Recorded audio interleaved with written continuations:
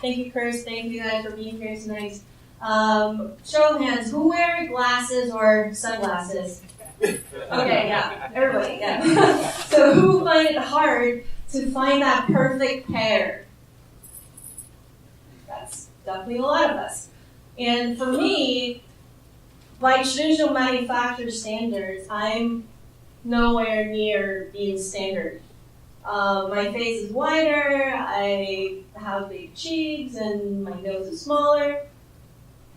But in fact, 90% of people aren't standard. So on the left, I don't know if you can see, on the left, that's Asian head. It's a lot rounder, and on the right, it's a standard Caucasian head, a lot more oval. So that's just between different races.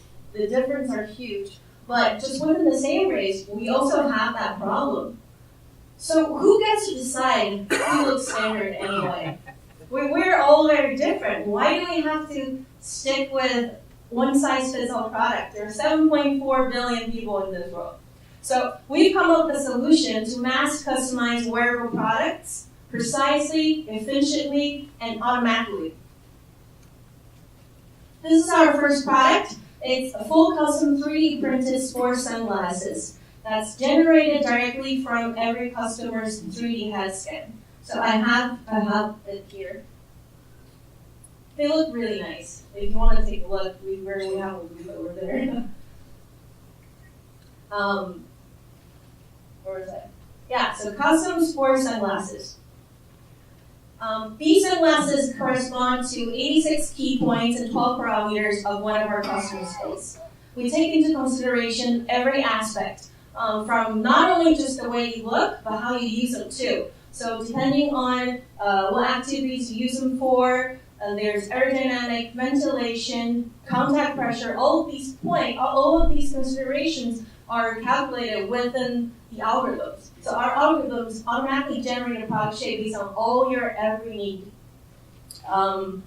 So they are actually, we didn't realize this before we made them, we actually made the world's lightest sports sunglasses right now. These are 17 grams. They're 30% lighter than Oakley's lightest sunglasses. So that's another huge selling point we didn't think of. Now you're probably wondering how you can get a 3D scan. Can I actually get a volunteer up here? Okay, you were first. Do I get a pair of sunglasses? You can get a discount.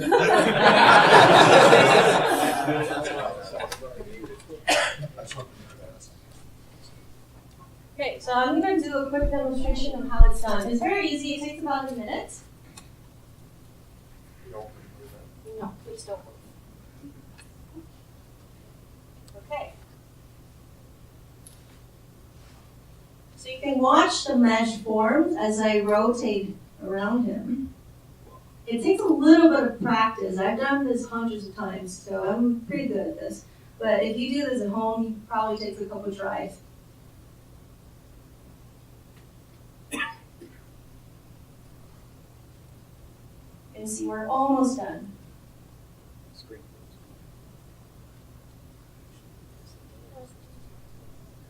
Oh, it's gonna get there. Gonna get the top of the head. So most of the time, we ask people to wear like a swim cap because the hair gets in the way.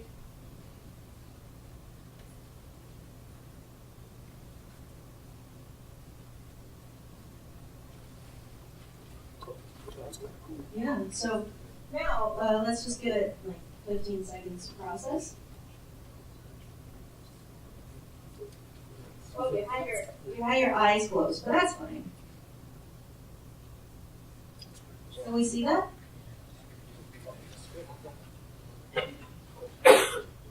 So I think I hit the back of the head.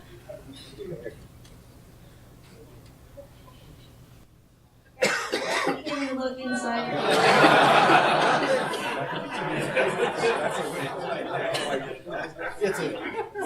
Anyway, thank you so much.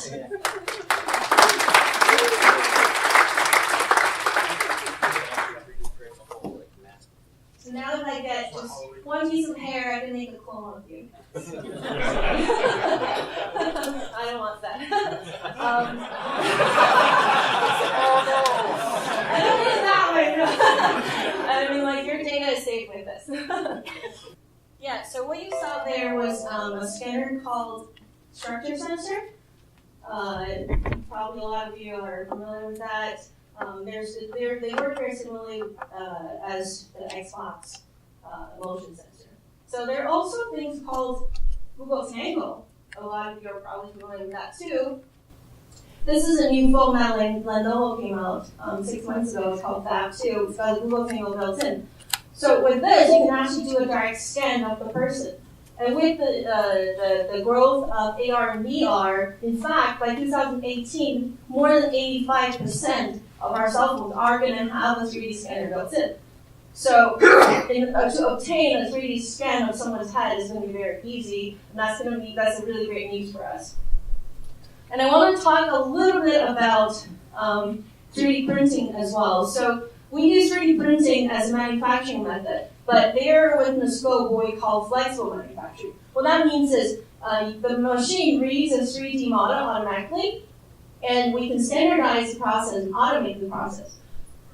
So apart from 3D scanning, CNC milling, 5-axis milling is also a really great example, but on the contrary, 3D printing is additive manufacturing, but CNC milling is deductive manufacturing. So these are actually a custom made regular sunglasses using 5-axis milling. So either process works, it's just a matter of which one is more efficient. So imagine a world where sizes are no longer exist. Everything is made for you, and these are VR goggles we prototype out. So we tell people we don't want to make things for mannequins, but we custom made some VR goggles for mannequins. You can also do it with your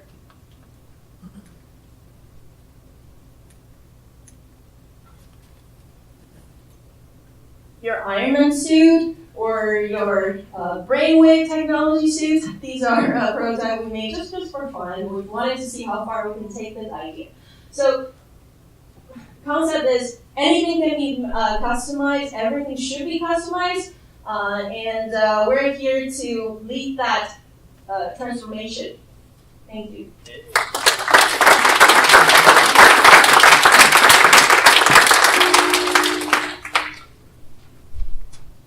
Any questions? So can you do prescription glasses? Yes, we can. Yes, prescription. Anything under +6, we can do that. Yes. You make one of those Mission Impossible 3D masks? We could. It's not within our business scope yet, but we could. Hollywood, here you come. Right, exactly. Yes. Oh, you, sir. Yeah. I think it's you can tell back there, but there's a lens that's a different material than the Frame? housing. Yeah, of course. Yeah. So the material for the sports sunglasses is nylon plastic. So we use this SLS, selective laser sintering 3D printing technologies to make these, so that they're very light, very flexible. But the lenses are very traditional. They're PC polycarbonate polarized lenses.